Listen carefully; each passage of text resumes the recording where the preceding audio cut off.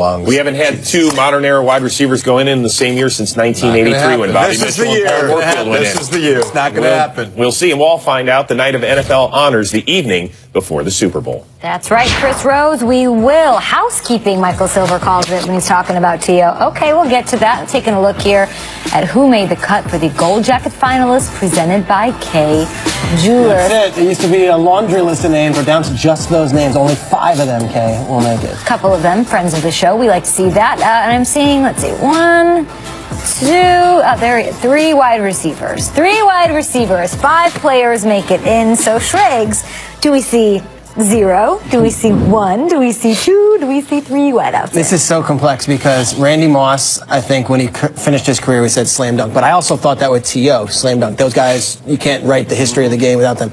Isaac Bruce came on our show and was like, Isaac Bruce is not a look at me guy. And he came on and was like, guys, I've got a Super Bowl ring. I had the biggest play of the Super Bowl I won. Yeah. And I've been to another Super Bowl and have all the numbers also. So to me, this could be one of those where these voters, I'm telling you, these guys in there, and I'm not one of them, they have not been scared to deep threats of all time. We can't write the story of football without Randy Moss. Forget his era. And then Isaac Bruce, one of the more consistent pieces. And I love the fact that he came in here and he talked about it. 1, 2, or 3. There's never been 2 since 1982. You can't have them all. It's going to be 2. Has there ever been 3? It will be 2. There's never been 3. This is what's going to happen. I believe that T.O. and Randy Moss will get in. Isaac Bruce will be second ballot. I vowed that I would remain calm in this segment, and I'm genuinely really trying to. Nervous. All those wonderful players, those 15 guys, I think they're great. I think Terrell Owens is the best football player on that list. I would make a case for him over any of them, including Ray Lewis and Randy Moss. Isaac Bruce has a Super Bowl ring. That would get him in before Terrell Owens. Isaac Bruce getting in before Terrell Owens would be ridiculous. And I love Isaac Bruce. Terrell Owens played in the Super Bowl on one leg, and he was the best player on the field against the New England Patriots and should have won the game for all his efforts. He is second in yards. He is third in touchdowns. I'm remaining calm. You know what the real problem is, Kate? This is the problem that I have. All the talk about T.O. not getting in and those voters not putting him in, it takes away from the attention and the glow on the other people who do, including when he gets shafted like last year. We were all at the honors. I got to be backstage at the honors. This incredible class gets in. And instead of talking about T.O. and TD and LT, everyone's talking about Terrell Owens didn't get in. Terrell Owens, that is the talk rather than championing the players who do get in. If it was a fringe guy, if it was a really good player, fine, be petty, keep him out. This is not one of the best receivers ever. This is one of the best football players in history. Every second that he's not in this thing, the institution loses credibility. You got your pound of flesh. You kept him out a year and a second year. Now get him in and get your credibility back because this is enough. I'm remaining calm. Steve Weish said a very interesting thing in that clip. And Kyle, thank you for remaining calm and not raising your voice. I know how passionate you are about T.O. I am. I really am. The first year T.O. was eligible, he finished in the top 10, but didn't make the final 5. Yeah. Last year, in a class that Jason Taylor, a lot of people were like, Jason Taylor, Morton Anderson got in, Terrell Davis got in over T.O.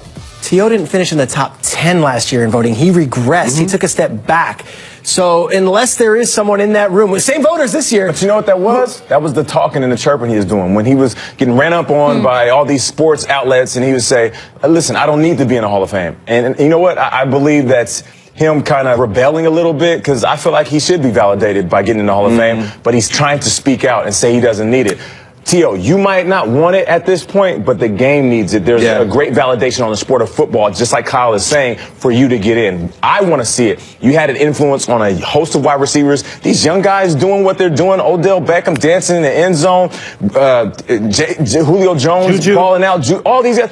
We learned it from you. We learned it from what you did. And not just a showman in the end zone. You were a game changer on the field. So he deserves to be in. Nate, the talking you're talking about, T.O.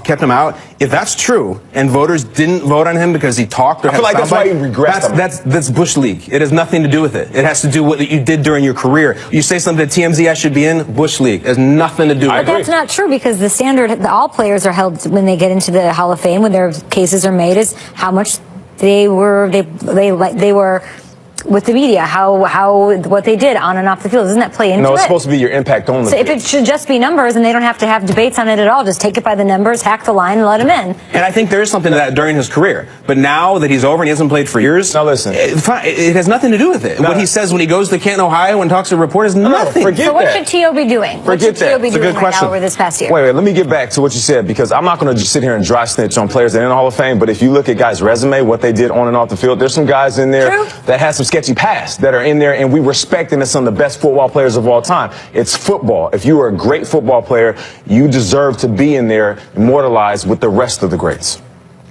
What should T.O. be doing this past year? Well, you know what's interesting? T.O. goes to Ken. I don't know, or rather he goes to the NFL Honors. He's there in Houston, gets on a plane, travels there, think I'm getting in, and then no, you get rejected. If they keep T.O. out again, I might almost withdraw. Because they're genuinely offending you and disrespecting you. Harry Carson said this. Harry Carson I would kept withdraw. on getting I say I don't want to be. Harry Carson said, I'm out. I don't want to be in Canton. I don't want to be in the Hall of Fame. And the next year they voted him in. Yeah, but then is he like, okay, now you want me in? It's like, if T.O. said I'm good with it, I'm comfortable with my career and what I accomplished in the league, I don't want to be in the Hall of Fame, fine. there's some sneaky stuff in there. That fact that Isaac Bruce made the final 15 makes me be like, okay, someone's pushing that. And then when you see John Lynch and Brian Dawkins and you see 5 offensive linemen, not everyone can get in. And if they have 5 offensive linemen out of the top 15, at least 1 or 2 of them is getting considered. Steve Hutchinson, Kevin Mawai, like T.O., I'm telling you guys. They put Moss and Bruce in and not T.O. It is such a huge slap in the face. Huge. What if they put Moss and T.O. both out and Isaac Bruce gets in? It's a possibility. That's wrong too. Because of hardware.